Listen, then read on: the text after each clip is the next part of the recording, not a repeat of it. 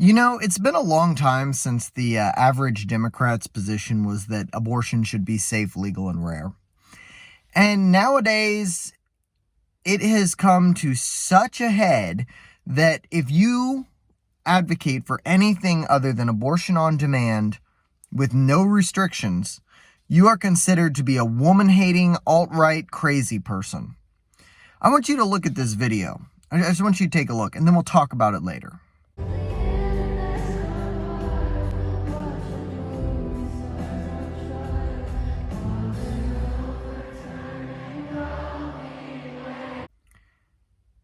That is disturbing.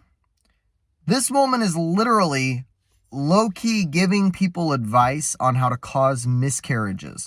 Now, besides the fact that this can cause all kinds of medical complications that could kill an expectant mother, when you start to think about just how messed up this is, the number one issue for women is, can I have an abortion without restrictions? Now, most states, I think nearly all of them, in fact, have provisions for medical procedures in the cases of rape, incest, and if the life of the mother is in danger.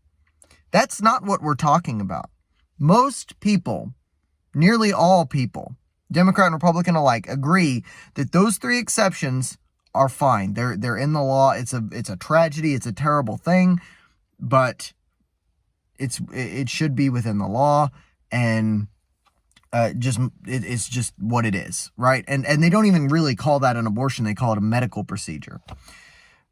But it's continually becoming more and more and more unhinged, especially after Donald Trump won, which, what that has to do with abortion, I'm not entirely sure. Donald Trump just kicked the mandate back to the states, and nearly every state has changed their constitution or passed a law to provide abortions under whatever restrictions they vote on within the states.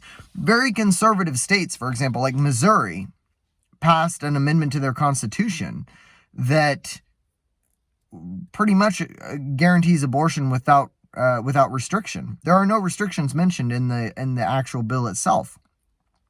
So the people that are furious with Donald Trump actually should be fairly happy about this when it's enshrined into their state's constitution instead of just being a ruling by the Supreme Court, which is what Roe versus Wade was before it was overturned. This is a much harder abortion law to change once it's been codified into a state's constitution. And in most states, there are far fewer restrictions than existed under the Roe versus Wade mandate. But this has only gotten crazier and crazier. Here's an article. It's linked in the New York Post. I just want you to look at the headline. Look at this.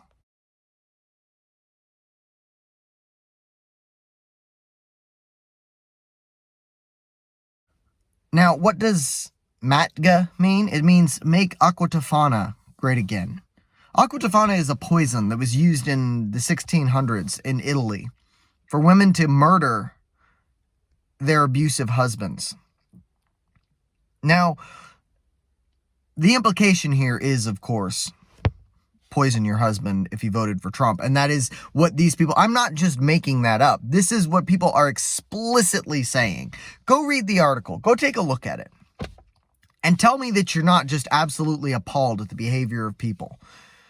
You're so angry that you can't get abortions up into and through the third trimester that you're saying to kill people. Now, this is a direct, I would say, incitement to violence. This is something that should be investigated. These posts, at the very least, these posts should be taken down. Now, I'm not a pro-censorship kind of person, and I know I've in the past said, look, other than incitement to violence, probably, I'm a free speech absolutist up to a point, which I guess makes me no absolutist at all. But the point being that people who incite violence, this is where the line is drawn by most of us that are for free speech. Now, you could make the argument that, no, free speech needs to be absolute. Nothing is actually going to happen from this. Okay, fine. But it's in violation of the TOS. And if you're going to hold the rest of us to that same TOS, and that TOS is going to be in place, then something needs to be done about this. But I don't care as much about something happening to these posts or the people that posted them. I don't care all that much about that as much as I care about the state of our country where this is fostered, this is allowed, this is, allowed is the wrong word, this is socially acceptable. Because the socially acceptable people are the ones that are doing this. Quote, I say that with the biggest of air quotes. But Kamala Harris was the socially acceptable candidate. Were there people hiding their support for Harris when they talked to their friends? No. There are people hiding their support for Harris, or support for Trump when they talk to their friends. Because when you say that you support Donald Trump, the decent people call you a Nazi. This comes from fear-mongering from the media. This comes from an absolute lack of understanding of civics by the idiots that are pushing this. And it's honestly pretty sad to see, but it's also infuriating that people have been brainwashed to this extent. You want a third trimester abortion so much that you'd be willing to poison somebody. And look at this. I call myself pro-life, but I stand by those three exceptions: rape, incest, and life of the mother. That accounts for about 2%, less than 2% actually, of abortions.